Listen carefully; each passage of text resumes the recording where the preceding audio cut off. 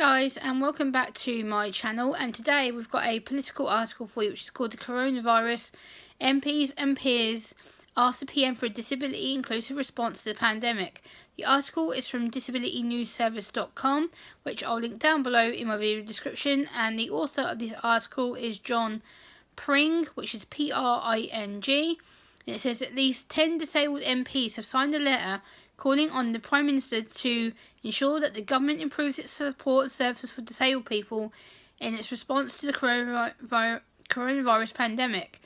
The letter, which was sent by the All-Party Parliamentary Group for Disability, it warns the Prime Minister that disabled people are at higher risk from COVID-19 long-term effects and how the current emergency responses have failed to even prioritise disabled people.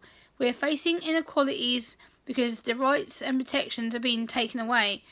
It also fails to address the rights to healthcare, social care, and the right support and the right to guidance and information. What was also raised in this letter was about the government's Coronavirus Act, which allows the suspension of local authorities within the Care Act. It also highlighted the failure of a British Sign Language interpreter on the daily TV briefings. It has also taken on the government to re-evaluate a pandemic solution to ensure that disabled people are given groceries, medication and the care and the right support they may need during this time.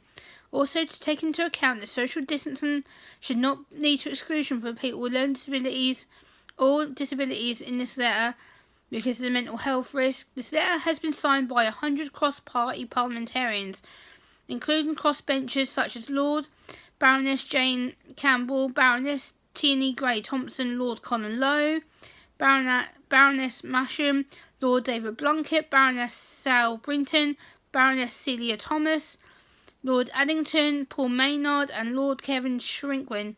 The policy lead for Disability Rights UK has said it is great to see this well-supported parliamentary document, but it would be good to see more well-known signatures and people within this document.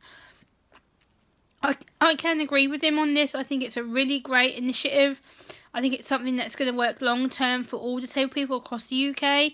But at the same time, I feel it could raise slight problems because we're all having to live through this pandemic and risking having our lack of support, our lack of our social support. And so again, I'm kind of worried about the long-term mental health effects on each disabled person. But at the same time, I'm wondering how much support the government is going to pledge to support people with disabilities during this time, because we are often the forgotten people.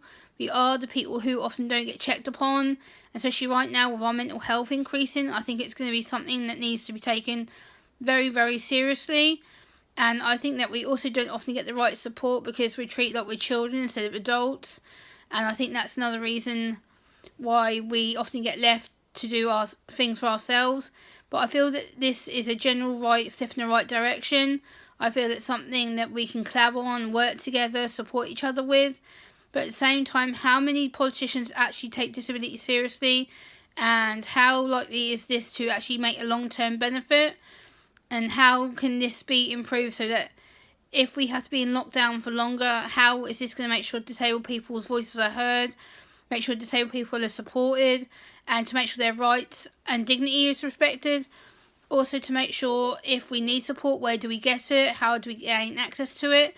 Because again, this is all well and good saying this kind of stuff and saying that they support us. But again, it's about putting us in the centre, making sure that our voices are heard, working with us, not just doing something for us that you think would tick the box and help us, but actually getting us involved in this policy, getting us our thoughts, our feelings involved. So yeah, let me know if you agree or disagree with me, and I shall see you on the next video. Thanks for watching. Bye.